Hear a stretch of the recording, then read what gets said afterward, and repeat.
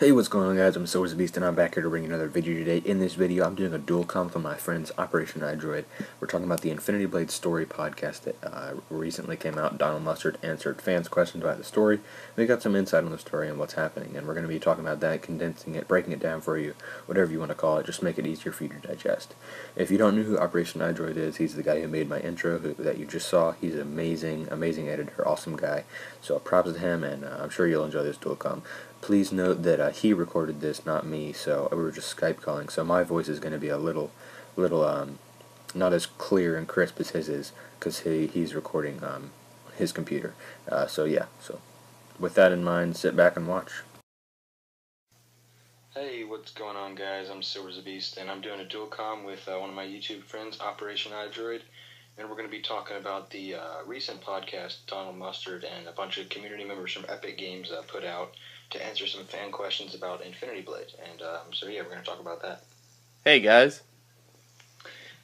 Alright, so the big thing for this podcast was all about Torin, and we finally got some clarification on him. What were your thoughts on that? I actually kind of always had a suspicion that the Iron Hunter wasn't Torin, because when you defeat him in the game, you get a Game Center achievement which says, defeat the Iron Hunter. And I guess if his name was Torin, it would have said defeat Torin. So I was always leaning towards the side of him being named the Iron Hunter and Torin being a completely separate character, as they said in the podcast. Yeah, I was thinking that he was Torin, because that seems more significant to the story, but I guess not. Yeah, but with that movie that I'm working on that you guys saw a trailer on Ethan's channel, The Soldier for Good, yeah, that pertains to the story. I'm making like a fan fiction movie based on the Iron Hunter and his legacy, because according to Mr. Mustard here, Torin is an ancestor or somehow related to the Iron Hunter. So that's pretty awesome. Yeah, and what a lot of people think is that Torin is the character that we would be playing as in Infinity Blade Dungeons. Yeah, the apprentice. If that ever came out. Yeah, if it ever does, that's a. People thought that the weapon Torin's legacy looked a lot like the weapon that the people used in the trailers. Yeah, that's true. And they say that he's gonna be like that. Torin, the character, is the Work of Secrets apprentice, right? Yeah, and that's why I thought he would be he would be locked up, because that's why I thought he was Torin, because presumably the Torin's legacy is a Deathless killer, because the Iron Hunter tells Cyrus that it can kill Deathless, so it's like an Infinity Blade, and that's why I thought that he would be locked up, because he made that. Yeah, that makes sense to the story, but it's Infinity Blade and there's holes everywhere. Yeah, like how you can get the Infinity Blade when the God King still has it. Yeah. Oh man. Also, something that I saw that was pretty interesting in the podcast. One of the funnier questions that someone put in the forum to ask was, why was there butterflies in the Vault of Tears? Yeah, I thought that was kind of funny. I never even noticed that until he pointed it out. He was like, it's just detail. Yeah, but apparently it had some significant meaning towards the vault. So what Mr. Mustard said was that it shows that the vault is kind of like eroding, and with time it's getting destroyed. But yeah, the same thing goes for... there's ruins in that castle. Yeah, he did confirm in this podcast that castle was Osar's former home, so that's pretty cool. Yeah, that is cool. Going back to that later, but what I was going to say with the Vault of Tears eroding, that goes back to the Archivist when he says that the Vault of Tears will fall down before you can get to it. So those two things kind of link that Mr. Mustard really didn't touch on. Yeah, and I'm thinking that since the Archivist said that it was going to crumble pretty soon, and with Cyrus and Ragear trapped in it, it might crumble with them inside it. That's pretty interesting. Yeah, that's something also, another hole there that we have yet to be answered. Oh, we have a lot of questions for Infinity Blade 3. And going back to what you said about how they confirmed that the tower, the home of the Vault of Tears, was actually Alsar's home. I don't know about, how there's those like paintings and statues everywhere of, well, not really paintings, but carvings around the tower. I'm starting to think maybe those are of Alsar. Yeah, and I think that this being his home further confirms that the Vile set was his armor of choice when he was Osar. Yeah, that makes a lot of sense. But also something that I found interesting. If this was Alisar's castle, that that carving above the stone demon's sentinel spot, I guess you could call it, is a picture of like a king being crowned, and that's where you find the Vile helm, which is most likely Alisar's like favorite helmet. So that's kind of something interesting for the plot of the story. Yeah, and what I gathered from that is if you have the Davidian helmet, which is the same face that's found on the tomb that you get into the Vault of Tears with, or not the Vault of Tears, but the little vault with Cyrus's statue in it. That looks like the same face on that carving above the stone demon, to me at least. Yeah, makes sense. I'm looking at a picture right now, and they look pretty similar. So I'm thinking that there's some David guy, I don't know. Yeah, or maybe Alsar is the Davidian. Maybe that's some word for king or something, because he's being crowned in that picture. Yeah, that could be it. So another thing that I wanted to talk about, he confirmed that there's a reason that Osar ages and the other Deathless don't. Yeah, that's true. He said that towards the beginning. Yeah, but he didn't really say why. Kind of cryptic about it. So I'm constantly trying to link Rift to the story, and I think that maybe Rift has something to do with that.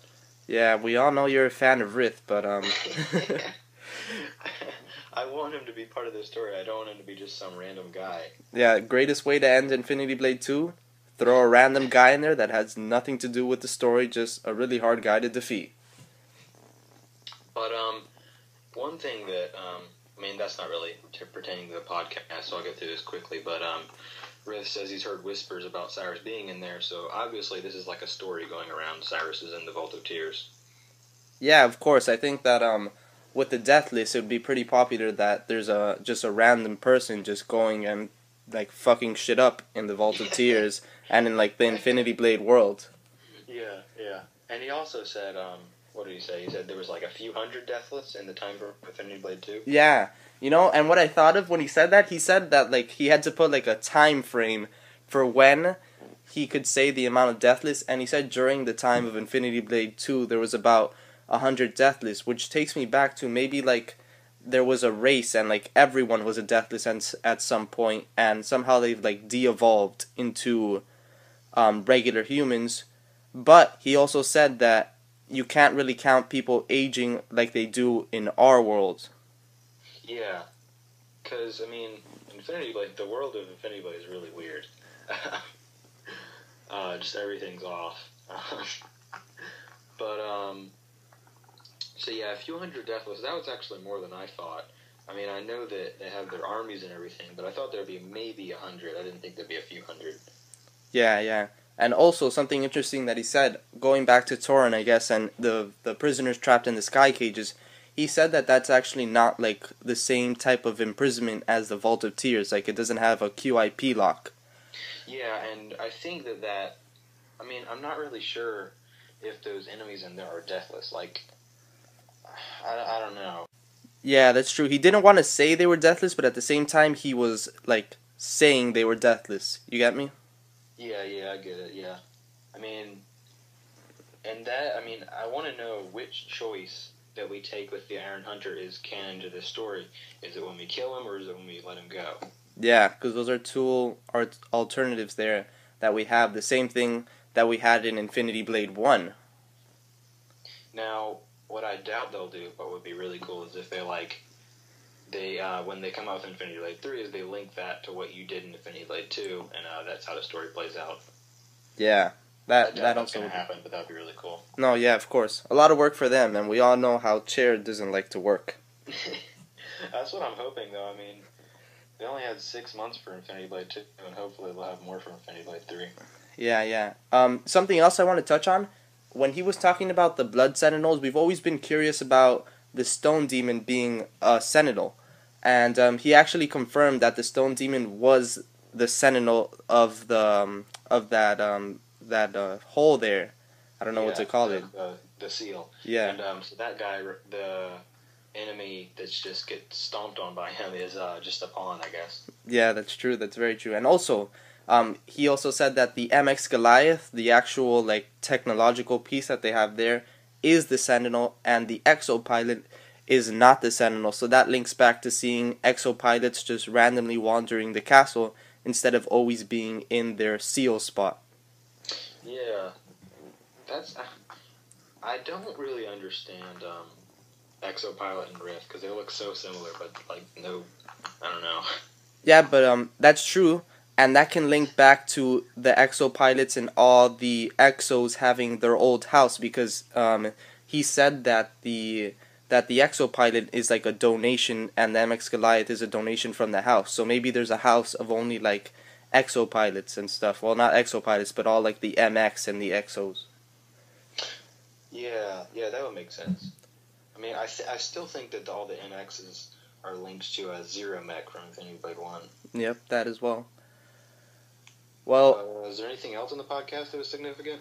Well, that's pretty much all the significant stuff, but now with this podcast, that just opens up a lot of more theories and even more holes, because it's hard to close them all. Yeah, and I'm just hoping if they do another one, which I think they said they will, but hope we get some more information on Rift. Yeah, you just want to get your questions answered. Alright, so that's all for this video. I hope you guys enjoyed, and I'll let Sab finish it off. Alright guys, I'm Silver's Beast. I hope you enjoyed this video, and I'm out. Hey guys, so thanks for watching. I hope you enjoyed that. I hope it answers some questions on the story, and I'll have a link to the original podcast in the description if you want to view that as well. I don't know if it works on mobile yet, so just beware. But if you're on a desktop, it'll definitely work. So yeah, I hope you enjoyed this video, and I'll leave a link to the original one in the description, so maybe you can catch up on what we're talking about. But anyway, that's it for this video, guys. I'm Silver's Beast, and I'm out.